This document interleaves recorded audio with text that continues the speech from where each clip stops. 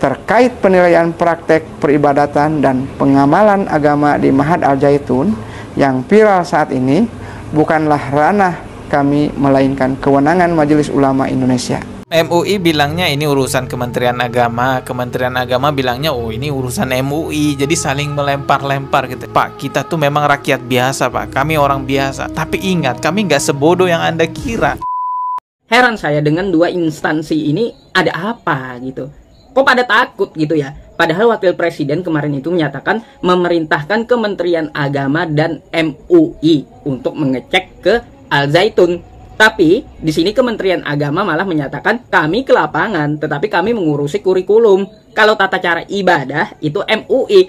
Nah, MUI menyatakan itu adalah kewenangan dari Kementerian Agama. Kemarin itu kalau kita lihat dari TV One ya Bapak Ibu semuanya, dari TV One, Kementerian Agama itu menyatakan ya kita harus mengikuti prosedur yang ada di negara, seperti melibatkan RT, RW dan instansi lainnya juga. Itu jawaban dari Kementerian Agama. Setelah itu muncul klarifikasinya dari Kementerian Agama Indramayu menyatakan bahwa itu bukanlah urusan Kementerian Agama, tetapi urusan MUI. Jadi seakan-akan ya kalau kita bisa menilai gitu ya, Kementerian Agama Indramayu itu seperti mau cuci tangan gitu, menyerahkan semuanya ke Majelis Ulama Indonesia.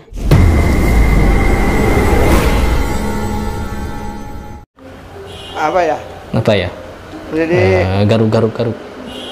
sebaiknya kita mengkaji Orang psikolog pasti tahu. Orang ahli psikologi pasti tahu dengan gelagat seperti ini. Mencari literasi dari berbagai kajian literasi. Jadi kajian literasi yang mana lagi Bapak? Klarifikasi dari Kepala Kantor Wilayah Kementerian Agama Jawa Barat terkait kunjungannya kemarin di pesantren Al-Zaitun, karena banyak yang mempertanyakan kenapa Kementerian Agama Jawa Barat datang ke sana hanya sekedar manggut-manggut, bahkan menyebutkan tidak ada yang menyimpang. Assalamualaikum warahmatullahi wabarakatuh. Saya Kepala Kantor Wilayah Kementerian Agama Provinsi Jawa Barat, Haji Ajam Mustajam, sehubungan dengan pemberitaan media mengenai pernyataan kami tentang Ma'had Al-Zaitun, kami tegaskan hal-hal sebagai berikut. Pertama, tujuan kedatangan kami ke Ma'had Al-Zaitun adalah untuk monitoring dan evaluasi kurikulum dan izin operasional yang memang menjadi kewenangan kami seperti yang kami lakukan kepada madrasah dan pesantren lainnya. Kedua, mengenai kurikulum dan izin operasional berdasarkan data yang ada di kami dan hasil penjelasan dari pihak Ma'had Al-Zaitun bahwa Ma'had Al-Zaitun masih menggunakan kurikulum pemerintah.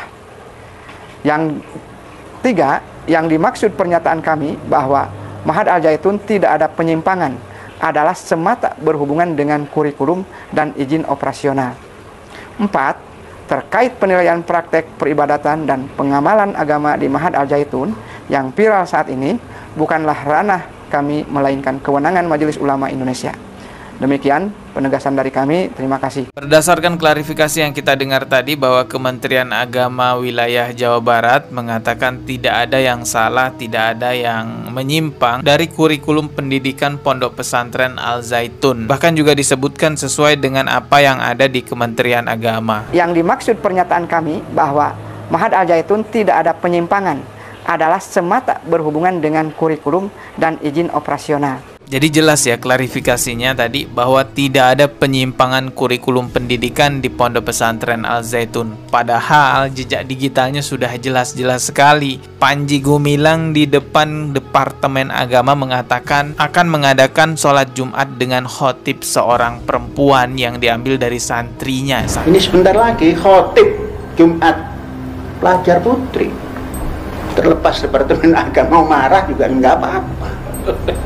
Terlepas Departemen Agama mau marah juga nggak apa-apa. Jadi hal-hal semacam itu dianggap tidak melanggar kurikulum pendidikan menurut Kementerian Agama. Bahkan itu tadi diucapkan di depan langsung Departemen Agama loh. Dan tegas sekali Bapak Panji Gumilang mengatakan terlepas Departemen Agama mau marah ya silahkan. Terlepas Departemen Agama mau marah juga nggak apa-apa. Ya memang selalu janggal dan selalu aneh Al-Zaitun ini apapun yang dilakukan.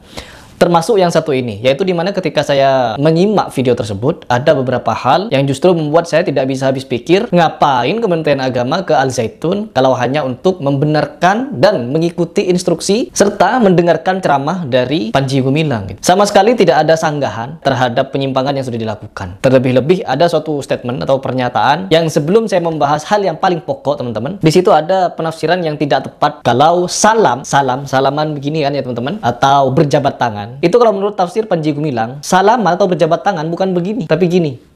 Nah, angka 11 terus salaman. Nah, salamannya jangan begini.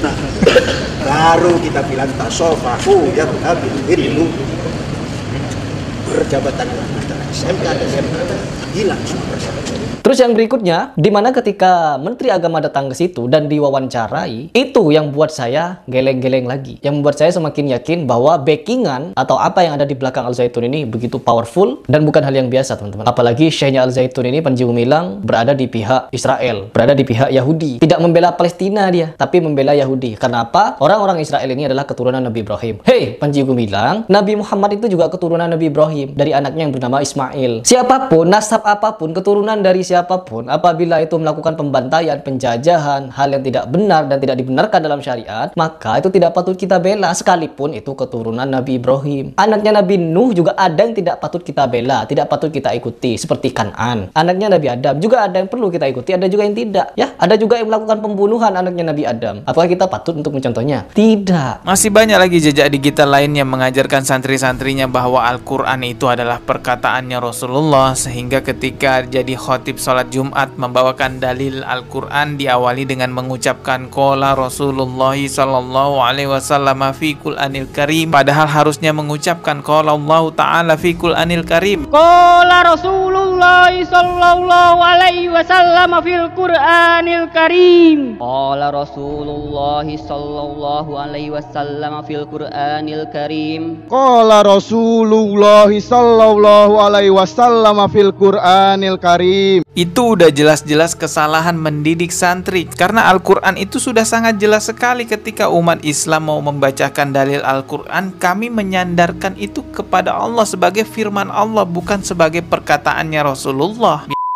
Berdasarkan kajian berbagai sumber ya, Sumber tidak ada apa? yang yang dikatakan menyimpang itu dari Menyimpang? syariat kan gitu. Ya, oke.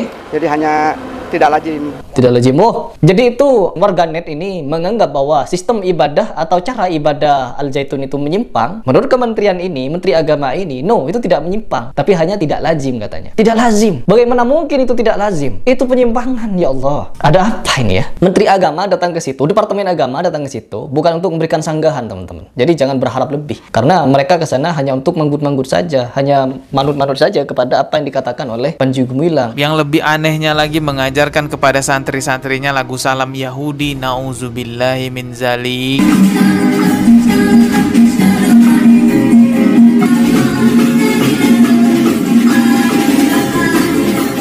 Itu semua bukankah penyimpangan dalam mendidik santri? Coba deh pakai akal sehatnya. Kalau anak Anda yang diajarkan seperti itu, mau apa enggak? Dengan segudang bukti jejak digital yang ada, tentu kita sebagai umat Islam yang ada di Indonesia kaget mendengarkan pernyataan dari Kementerian Agama Jawa Barat bahwa di Al Zaitun tidak ada penyimpangan kurikulum pendidikan. Yang dimaksud pernyataan kami bahwa Ma'had Al Zaitun tidak ada penyimpangan adalah semata berhubungan dengan kurikulum dan izin operasional.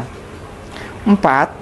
Terkait penilaian praktek peribadatan dan pengamalan agama di Ma'had Al Zaitun yang viral saat ini bukanlah ranah kami, melainkan kewenangan Majelis Ulama Indonesia.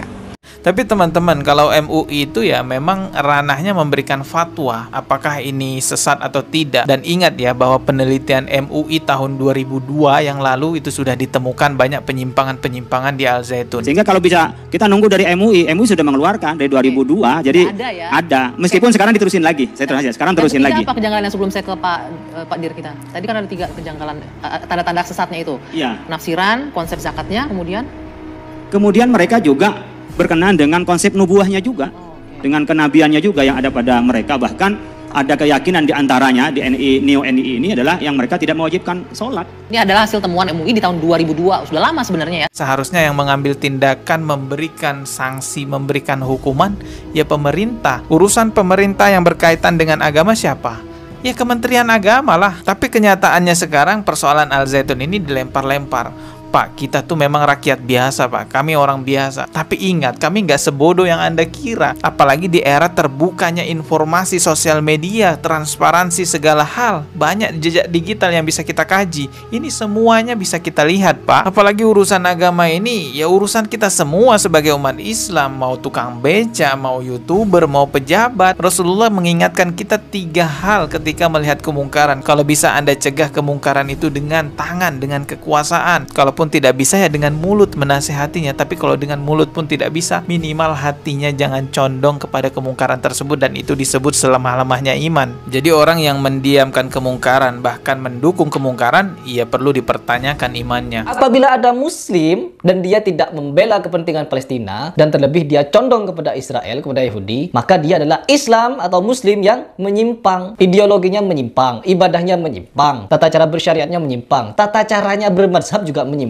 Bagaimana mungkin menjadikan Bung Karno sebagai imam mazhab? Aduh, dan itu gak menyimpang katanya. Itu tak lazim cuma. Dan kita butuh literasi lagi untuk memberikan pernyataan kepada penyimpangan itu. Dan itu bukan menyimpang katanya. Itu cuma nyeleneh. Itu cuma tak lazim. Teman-teman kalau mau tahu komentar-komentar orang di TikTok nih, amplop mana amplop, ini komentar dari Raden Mas Ngali gitu. Terus ada yang komentar juga, kenapa ada mazhab Bung Karno, ikut nyanyi aja Pak. Ada juga yang komentar amplop mana amplop. Oh banyak ya yang komentar mana amplop gitu ya. Terus ada juga yang komentar takut, kasihan dia amplop coklat. Kasih dia amplop coklat lah, ini ngomongnya lancar, kayaknya gede nih amplopnya.